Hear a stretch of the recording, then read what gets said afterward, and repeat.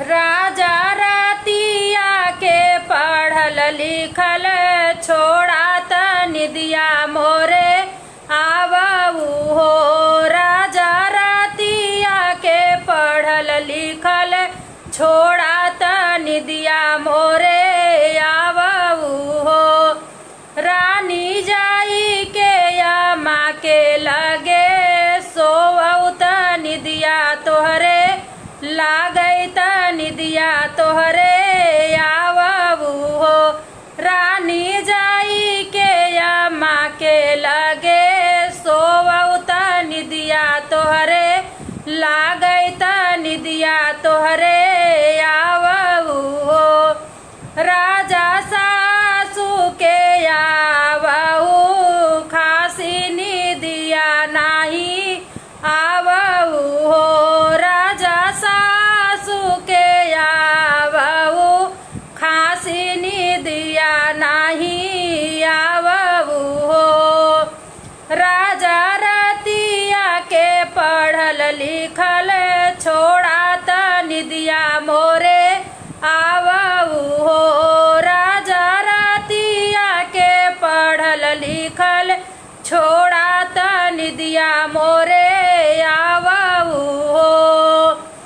रनिया जाई के जेठानी लगे सोवत निदिया तोहरे लागई त निदिया तोहरे आवऊ हो। रानी जाई के जेठानी लगे सोवत निदिया तोहरे लागई त निदिया तोहरे आवऊ हो। राजा जेठानी के हऊँ लाई कवानी दिया नाही आवऊ हो। राजा जेठानी के हऊँ लाई कवानी दिया नाही आवऊ हो। राजा रतिया के पढ़ल लिखल छोड़ात निदिया मोरे आवऊ हो। राजा रतिया के पढ़ल लिखल छोड़ात निदिया मोरे आवऊ हो।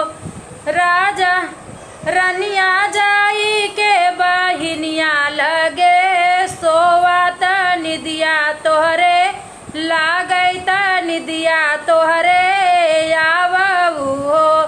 रनिया जाई के बहिनिया लगे सोवत निदिया तोहरे लागई त निदिया तोहरे आवऊ हो।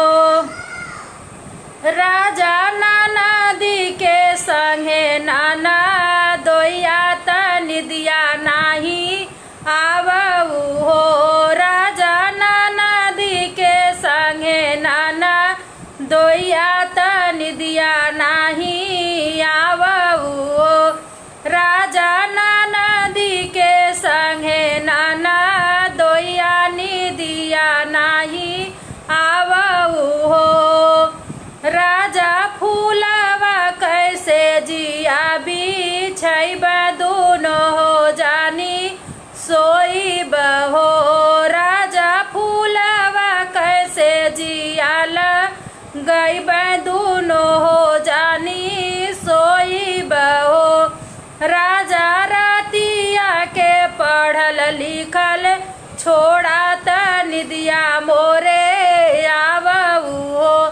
राजा रतिया के पढ़ल लिखल छोड़ात निदिया मोरे